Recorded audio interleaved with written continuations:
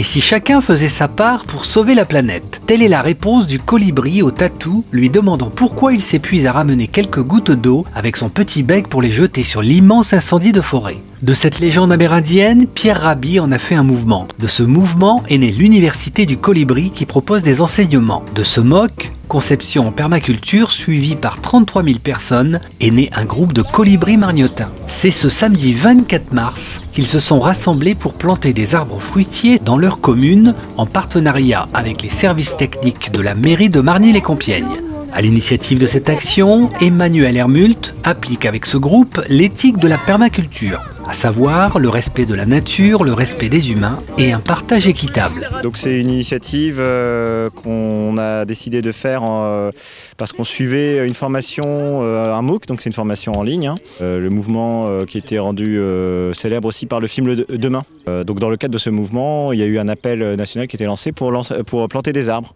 Donc avec un petit groupe déjà de MOOCers, on a répondu à l'appel et on a décidé d'organiser cette journée de plantation d'arbres.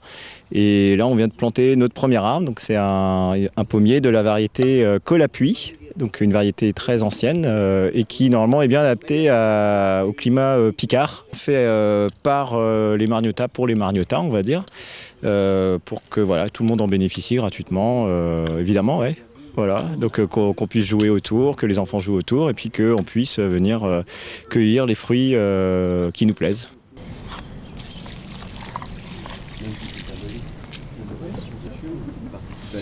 Dès leur arrivée sur les 3 terrains communaux où des trous avaient été creusés, les voisins s'enthousiasmaient. Eux aussi font leur part et distribuent les arrosoirs d'eau pour que ces pommiers, poiriers et pruniers prennent racine pour des années et régalent les promeneurs. C'est très bien, hein. Moi de toute façon j'adore les arbres, j'adore la nature. Moi je suis de la nature parce que je suis du sud. Et j'habitais à la campagne avec des vignes et des arbres fruitiers, des cerisiers, des pêchers. Moi j'adore, j'adore. Au contraire, même j'aurais fait une petite tonnelle pour les gens, des fois l'aider avec les gosses. Vous savez, une petite tonnelle à la brique, les gens ils viennent tricoter. Non, non, c'est très bien. On va s'en occuper, puis ça fera du bien à tout le monde.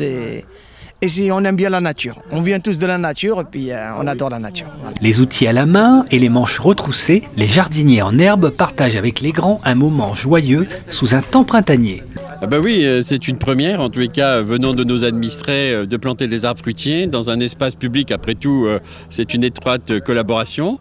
Il y a une vraie prise de conscience autour de la nature et surtout, je trouve que c'est excellent. Sur un espace public, ça montre aussi qu'après tout, les initiatives ne viennent pas forcément que de la municipalité, mais ça peut venir aussi de nos administrés. C'est un très bel exemple, et surtout quand on associe les enfants. Le soleil et les vers de terre ont fait bien évidemment leur part. Il ne reste plus qu'à récolter les fruits de cette belle aventure.